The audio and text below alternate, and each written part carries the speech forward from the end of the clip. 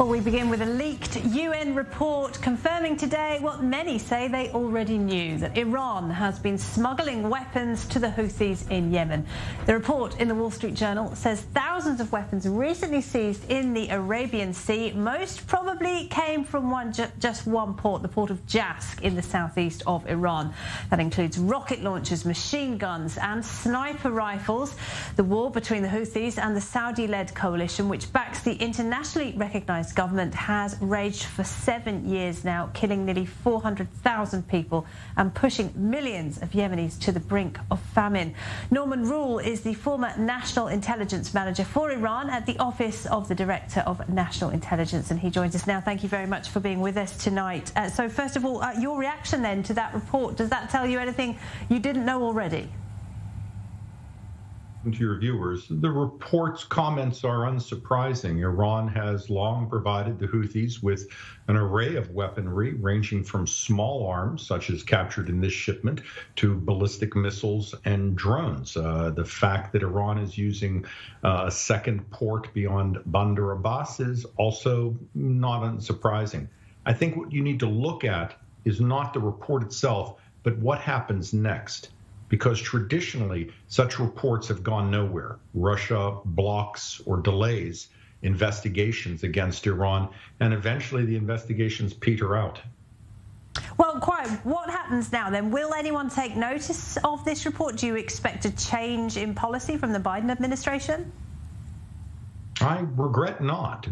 It is a long accepted fact that Iran has sent literally tons of material to Yemen, which is then fired upon not only Saudi citizens, but a broad array of foreign nationals, to include Americans, in the kingdom and the waters around the kingdom. The Biden administration has not acted previously on this issue, and nor is the rest of the international community. Now, the Biden administration's approach to this war initially was to try and pressure the Saudis into ending the conflict. Since then, we've seen Houthi attacks on Saudi Arabia more than double. That's last year compared to the year before.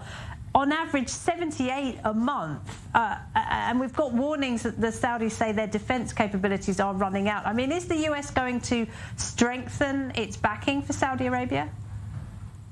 I think the United States will do everything it can to ensure that the government of Saudi Arabia has the material that it needs to defend its people and foreign nationals in the kingdom.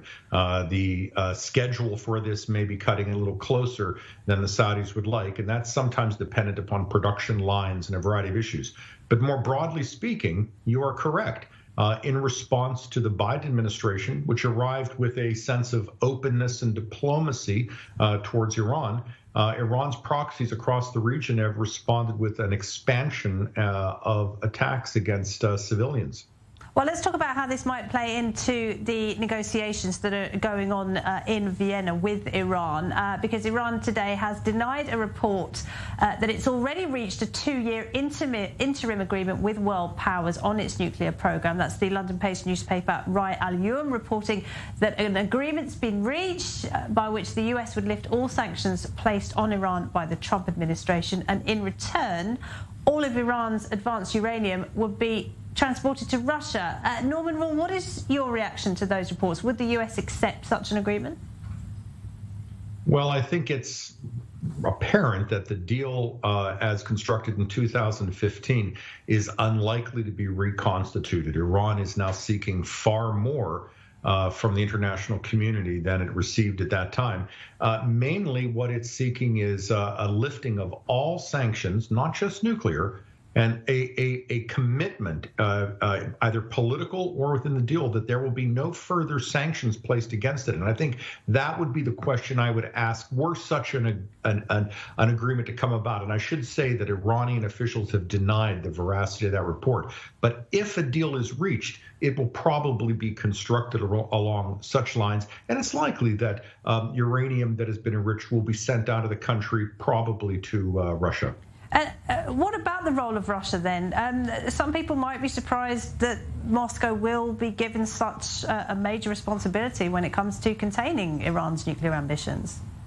No, under the previous deal, there was other material that was shipped out of country, and Russia does have nuclear facilities that are capable of dealing with this material in a safe way. It is a member of the P5+1, after all, and there are shipping routes and transportation routes between Iran and Russia to ensure the safety of any material that might be moved. But more broadly speaking, Russia's role in these negotiations, along with that of China, has been to staunchly defend Iranian equities and to push back on any additional pressure against Iran, to include for Iran's actions within the region.